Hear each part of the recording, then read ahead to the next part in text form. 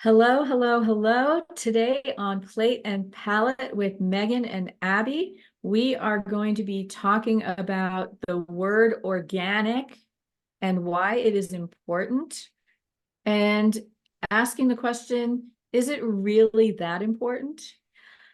Hi, I am Abby Gardner, owner of Abby Cooks Wild, where I serve clients up and down the Front Range of Colorado with easy to prepare healthy meals, and also serve clients online with virtual programs like Entrepreneurial Eats and the Beyond the Box Supper Club.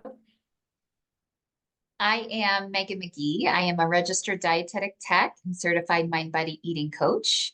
My practice is Nourish Nutrition Consulting, and I specialize in working with clients who have had a health change or a health diagnosis. About 6 years ago, I changed my focus to specialize in this area because we are in a disease epidemic, and I think there is such a gap or a lack of information. We often get diagnosed with a health change. Maybe we start a protocol like medication, but there's an implication we're just not going to feel good. And I believe through food that there's so much we can do to support the body and functioning as close to optimal as possible. This is also a good segue because as we talk about organic and is it really important, I want to speak to that initially from the lens of health and what we're seeing. We are in a disease epidemic. We are in an autoimmune epidemic. And no, this part isn't really that uplifting, but it's true. It's very much truth. And autoimmune, so first of all, let me just define that. Autoimmune is any condition where the body begins to attack itself. Autoimmune is a million-dollar question, if you will. Why? Why are we seeing such an epidemic of these different health changes or health diagnoses where the body is attacking itself? If I had the answer, I probably would be on my yacht somewhere. But what I want to speak to in that way is there's no one reason necessarily alone that we're seeing an epidemic of disease and autoimmune. It's multifaceted. There's a lot of reasons. But what Abby and I are going to talk about today is this idea around food and food sourcing. I do believe this is a huge piece of the disease epidemic that we're seeing. I often go back to the idea around Paleolithic people, back when we were hunters and gatherers. I mean, theoretically, that's how we are meant to eat off the land. We are meant to eat, let's say, grasses, or maybe it's nuts and seeds that are truly berries that come from the plants and the trees and the earth. We are meant to be, I'm going to also say, working for our animal protein, like, hey, there goes the deer or the gazelle. I got to catch it. Okay. So I got to work for it. I got to move my body. But that animal is truly free range, and that we haven't treated the environment or the animal with things like hormones, antibiotics, pesticides, all of these different things. Food is a commodity. Manufacturers want to get food on the table. They want to get food on the table that's going to last and not go bad. So they want to increase shelf life. And they want to be able to get it, I'm going to say, mass produced. I think there's beauty in technology and in advancements, but we also always have to step back, I think, at times and think, is it working for us? There's so much research around how these different things are directly impacting us. So when we talk about things that are not organic, meaning potentially treated with herbicides, pesticides, or antibiotics, Our bodies are not meant to be processing all these things. Our liver, especially. Our liver is our filter. Our liver is the one that has to do all the work to break this down. One of my favorite sayings is the dose makes the poison. One day of eating a food that is not organic, meh, no big deal. The dose makes the poison. If we are chronically exposed to these different things, our bodies can't process all of it. Our bodies can't handle all of it. So for example, you know, I often use the example of young girls who are developing so much younger. And I think that has a lot to do with antibiotics in the food that we, it's the animals are treated with the antibiotic and it is passed through to us. Cancer. Again, cancer is so multifaceted. There's so many components to cancer, whether it is a genetic cancer, whether it is a hormonal-based cancer, there's all different components. But I do believe our toxic load, how much we're exposed to, is a huge implicator. Simply because we have maybe the genetic predisposition towards a disease doesn't necessarily mean we're going to get the disease. I think it's all of these other factors that compound and it becomes the perfect storm. There is even research now that indicates that some of us might be weight loss resistant, meaning we are struggling to lose weight because it's a protective mechanism. When we are so inundated with toxins, the body can't process all of it. The body surrounds toxins with a fat cell and a water cell as a form of protection. It is very possible that the body has adapted in some ways to this overabundance of toxic load. And weight loss resistance may now be a protective mechanism. So instead of allowing those toxins to be free floating in the body, that the body just doesn't have the capacity to break down and detoxify effectively based on how much we're exposed to, it's possible that the body is now choosing to hold on to weight, again, as a protective mechanism. It's quite fascinating as we're looking at all the research from chronic exposure. And I do believe just that. It is, again, like I said, the dose that makes the poison. It's not one day. It's just the consistent overexposure to things like hormones, antibiotics, pesticides, herbicides. Our bodies are not meant to be able to process all of it. So I know that was kind of a lot, not really the most uplifting, but from a clinical side, if you will, from a conversation around health, 1,000%. I'm seeing all different conditions that are related, I think, to toxic load, whether it's fertility issues, whether it's diabetes, whether it's weight loss resistance, whether it's cancer, autoimmune conditions. The research is there. So Abby, I'm going to ask you to share some information. Tell us a little bit from kind of a more food conversation. Let's get into that. What are things, especially as you think about organic? I know we're going to talk about a lot of different food conversations. So share with us and the viewers today some ideas and conversation around organic and food. Well, I put a lot of importance on organic when it comes to certain things. I don't shop for my family where everything in my house is organic. I don't shop for my clients where everything is organic. But things that I know that are important. So if I am shopping from a produce standpoint, for example, I really stick to the Clean 15 and the Dirty Dozen guidelines that are put forth by an organization called the EWG. You can check out their website at ewg.org.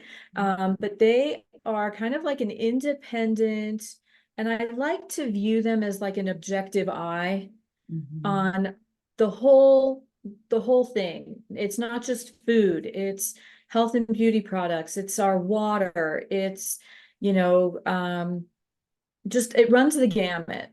And there are some very well-respected people on their board that I know of by name or have heard rumblings in the community about things that they've shared. And so I feel like I can trust this organization. So those Dirty Dozen and Clean 15 guidelines are really my North Star when it comes to how I shop for produce. Something so for example, I don't buy a lot of bananas, but this is a great example. I generally, if I know it's a fruit or vegetable that can be peeled and that I am not going to be consuming the peel for, I may buy it conventional. So bananas are one, squashes are another. Yeah.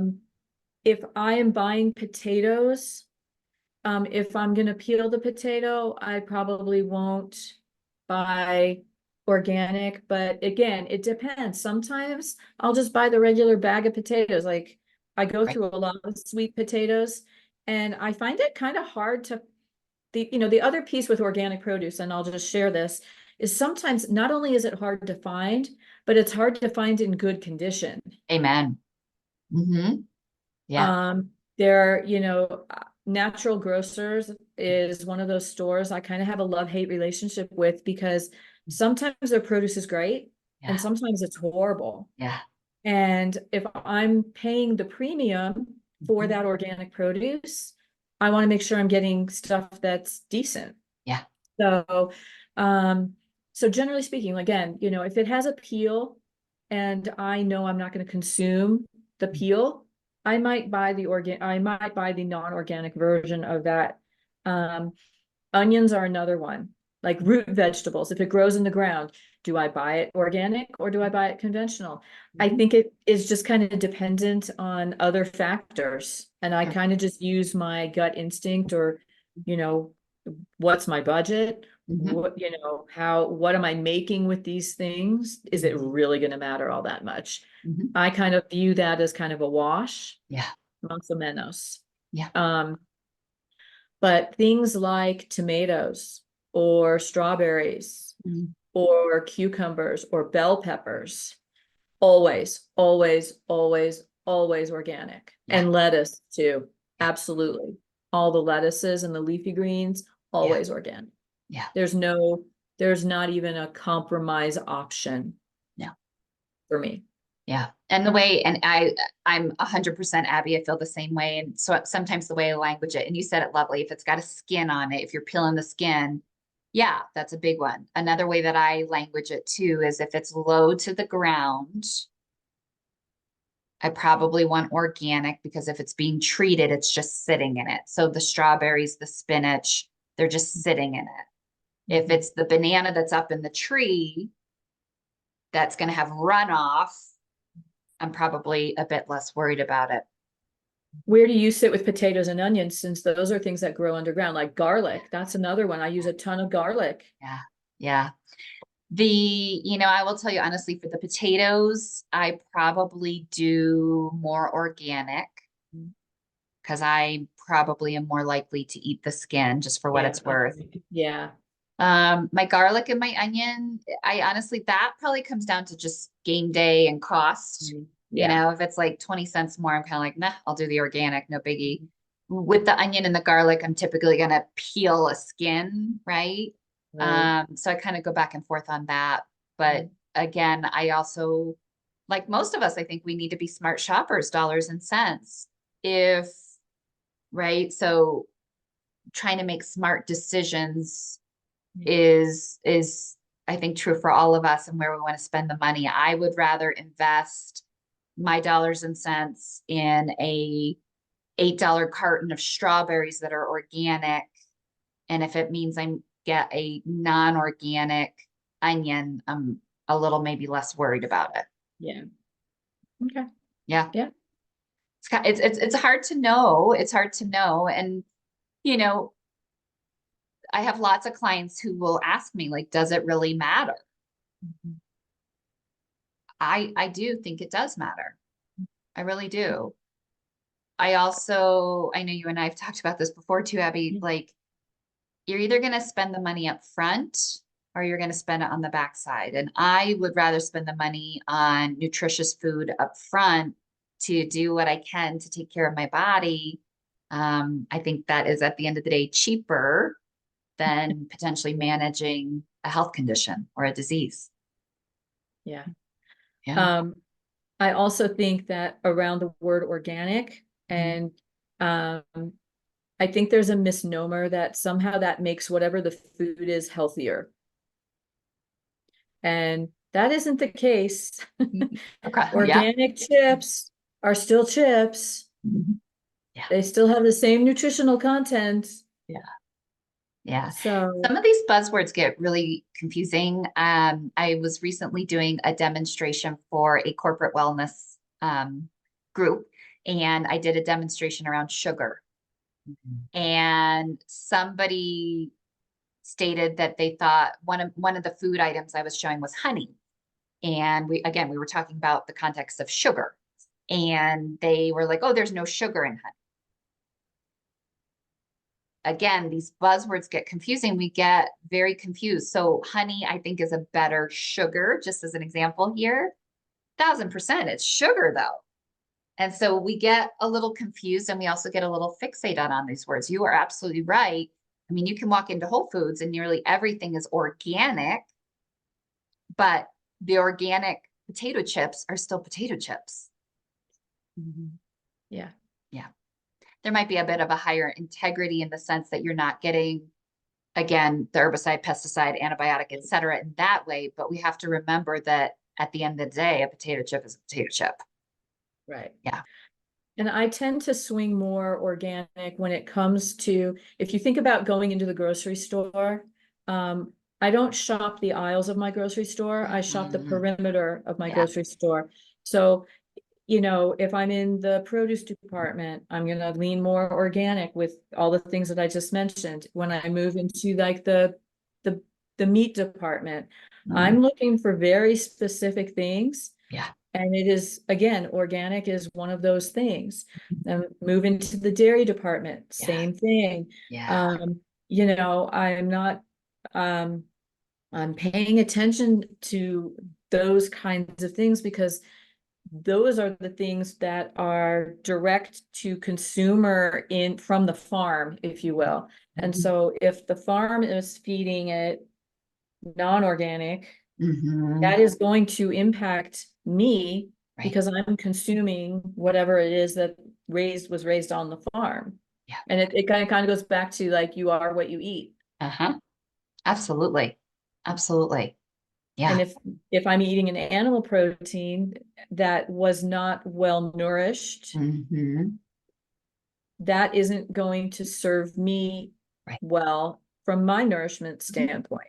Yeah. Even though the chemical makeup may be the same, Mhm. Mhm. even though, you know, it might have been born on the farm. Right. Yeah. So those are the things I Absolutely. think about. Yeah. I would agree. So for me personally, and I'm similar to you, Abby, yeah, I want to, shop predominantly the outside aisles in the supermarket. And that's where I'm also willing to spend my money. Yeah. I'm willing to spend my money on the higher integrity. I know there can still be, with all the buzzwords that we hear about, there can still be gray zone. And I think as consumers, just at least number one, being empowered, having some conversations, an education around what do these words really mean. You know, I do think organic is important. I know that, for example, organic farmers, they put a lot of time, money, energy into maintaining that status. Mhm. What happens beyond that farm, we don't always know. So it can be a little tricky. You know, the organic farm puts the produce on the truck, and the truck is pushing out different emissions, if you will. And, you know, maybe that gets put at an in-between place that isn't organic. Like there's a lot to it that we don't really know. I mean, let's be honest, our food is no longer farm to table. It is not direct farm to table. So all the steps in between, this is the gray zone that we don't always know.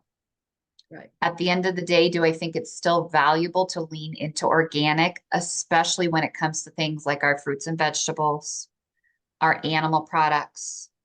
So maybe it's our meat that we're consuming, our dairy products. Do I think it matters? I absolutely do, especially from the lens of epidemic disease and autoimmune conditions that I see day in and day out, and that we all know, all of our loved ones and families and friends who are being diagnosed day in and day out with these different things.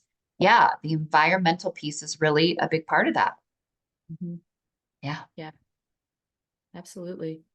I'm just trying to think if there's anything more that I wanted to add to this conversation from a food standpoint. Yeah. You know, I think, and I already touched on this, you Yeah. know, organic doesn't mean healthier. Mhm. I have a lot of clients that'll say, you know, I want everything to be organic, and I have to get clarification around that. Tell me more about what that means to you. Mhm. And they'll be like, well, isn't it healthier? Well, no, not necessarily. Right, right, You know, depends on what we're doing here with your menu. right. Um, you know, but yeah, I have I am glad to hear that it's becoming more mainstream, Mhm. but I also fear that it's losing its impact That's a good thought. Yeah, because it because has it, become so common, mhm, and because food manufacturers aren't stupid, right? It's the money grab. right, They know they can charge more if it says organic on the label, even if you're buying a bag of chips. mhm. Yeah, yeah. I think another thought too is, especially now that we're in spring and soon enough we'll be heading back to farmers markets. Yes. This can be a great place to explore. Mhm. You know, go to your farmers market, talk to the farmers, find out how they are farming and what their practices are. You know, Abby, I know you and I've talked about this before too, but many of the smaller farms just can't afford to pay the fees that are implied to have that organic status. Right. But that doesn't mean they're not having those practices already. So I And think there's beauty of thinking more in that local way. I also have two other thoughts. Taking what you just said a step further about them using organic practices. A lot of those smaller farms are even going beyond what the USDA would require of them, but you would never know it, right? The farmers markets are a great option. A CSA, a local CSA, is also something. I know there's a ton of them here in Colorado. Yeah, It's a great way to kind of experiment and yeah. get some new vegetables Uh-huh. and fruits that maybe you might not even know what it was. There was one year we did a CSA and they farmed a ton of kohlrabi. And by the end of the summer, I was like, if I never see another piece of kohlrabi, because I'm I good. mean, what do you Right. do with it? You can only do so much. You you have to get creative after a while, Yeah, right? yeah. So if you're open to Uh-huh. being experimental and learning and maybe forcing yourself to learn some new ways of cooking things, or exposing yourself and your family to fruits and vegetables that maybe are a little weird to Right. you, A CSA could be another great way to get access to local organic produce. Yeah. Love it. I love it. My last thought for today is, as consumers, we need to make good choices based on dollars and cents as well. What I tell all of my clients is to make the best decision that works for you and your family and your budget and your bottom line. I get that. Consider, what's on sale each week.